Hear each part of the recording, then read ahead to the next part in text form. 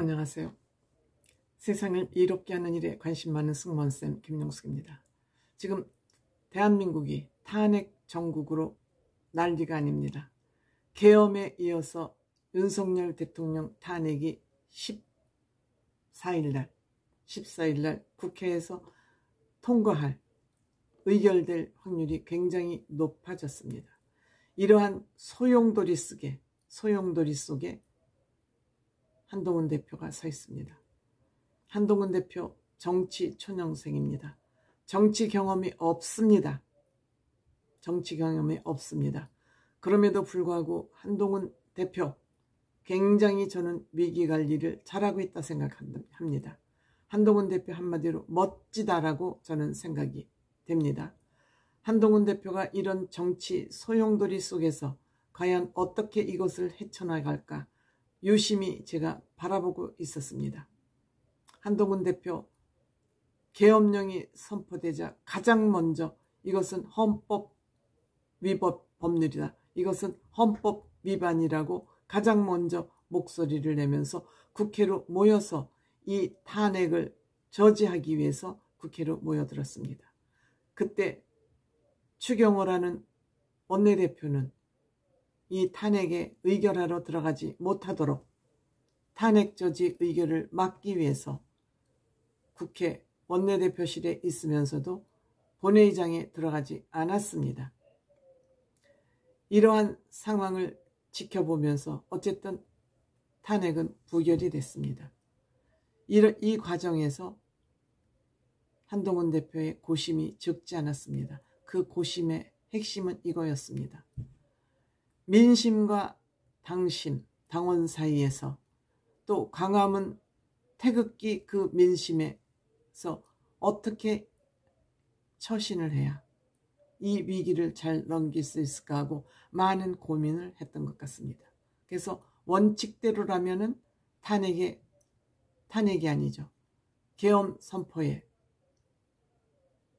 의결을 마치고 나서 대통령 탄핵의 원칙대로 하면 탄핵을 시켜야 되지만 당원이나 광화문 광장의 그 쪽수들을 생각하면 탄핵해야 된다고만 또 부르짖을 수도 없었습니다. 그래서 조금 어정쩡한 태도를 취한 것 또한 사실입니다. 말과 행동이 다르다고 비판을 받을 만한 그런 입장을 취했던 것도 사실입니다. 이 과정에서 최고위원 장동혁 최고위원과 사실 약간의 갈등이 있었던 것 같습니다. 탄핵을 주장하니까 왜 탄핵에 이렇게 매달리냐. 앞으로 당신은 국민의힘 후보로 대통령이 돼야 되는데 대통령이 되기를 바라는 장동혁 나로서는 당신이 이렇게 탄핵에만 매달린다면 나는 당신을 지지할 수 없다. 최고위원의 뜻이기 때문에 이 의견은 굉장히 중요한 의견입니다.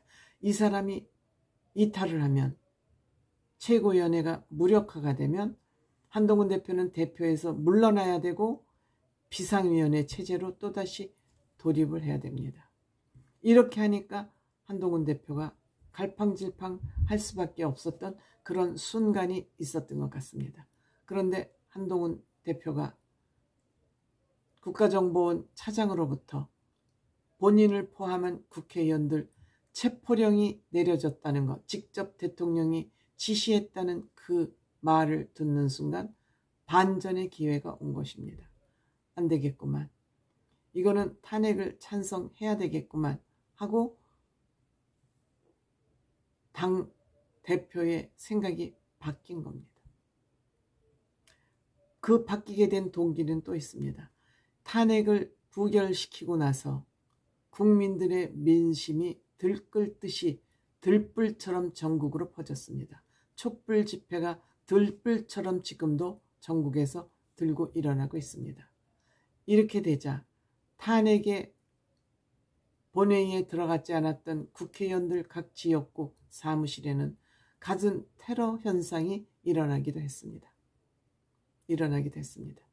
그래서 젊은 국회의원 중심으로 이번 14일에 있을 그 탄핵 투표에는 나는 들어가서 탄핵에 찬성하겠다라고 공개 탄핵 지지를 하고 나선 겁니다.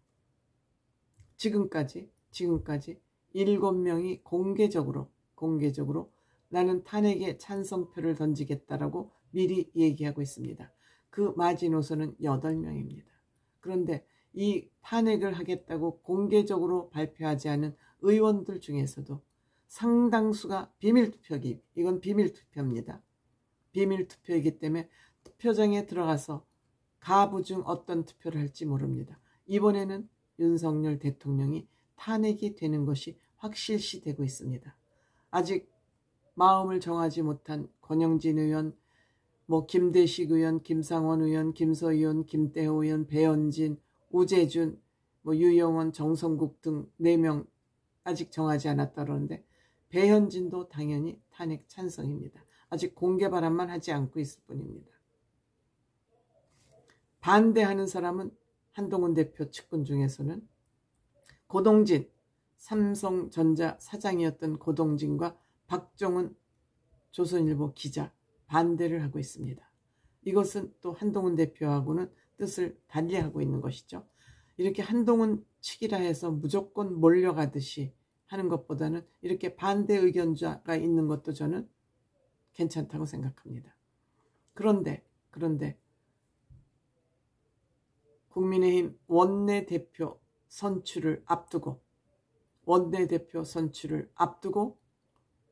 한동훈 대표가 그 원내대표 선출 현장에 가서 나는 탄핵을 공식적으로 지지한다.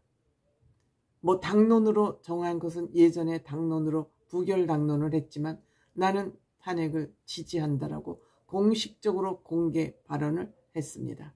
이 공개 발언이 있었던 이유는 한동훈 대표가 이런 발언을 하고 나서 윤석열 대표는 바로 연이어서 담화문을 발표합니다.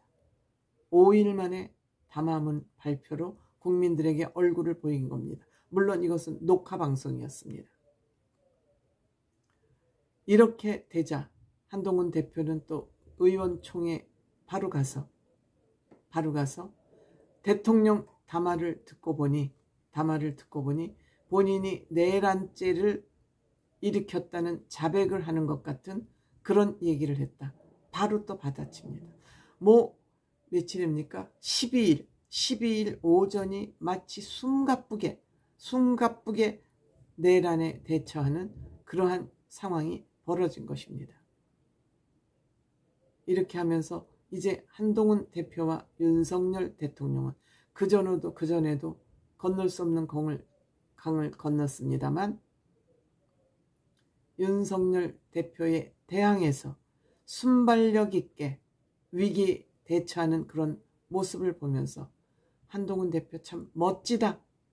한동훈 대표가 대통령이 되든 안 되든 상관없이 이 위기 관리하는 능력을 스피디하게 위기 관리하는 능력을 보면서 멋진 사람이다. 역시 실력도 있고 깨끗하고 멋진 사람이다. 외모도 멋지지만 마음도 멋지다 하는 생각이 들었습니다. 원내대표로 권성동 의원이 선출됐습니다. 이 사람은 원래